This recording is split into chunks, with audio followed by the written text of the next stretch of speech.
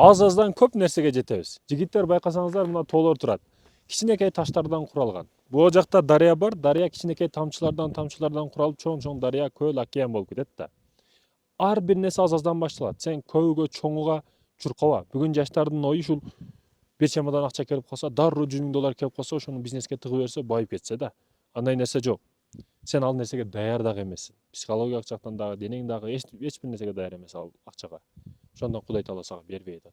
Сен качан ошого мээң, жан дүйнөң, руханиятың бүт бар жогу даяр болгондо Кудай Таала ошол акчаны берет.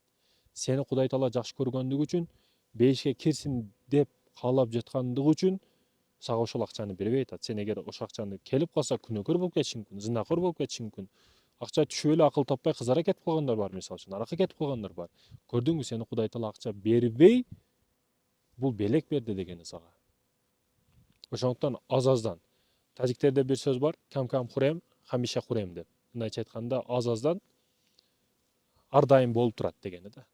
Ар дайым болот, качан сен аз-аздан күн сайын кылсаң. Пайгамбарыбыз айтат, эң жакшы амал, эң жакшы иш бул аз-аздан күн сайын уланып турганы дейт.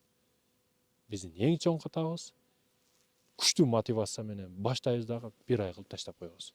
Бул биздин эң чоң катабыз. Урматтуу жигиттер, бул маселеде ойлонуңуздар.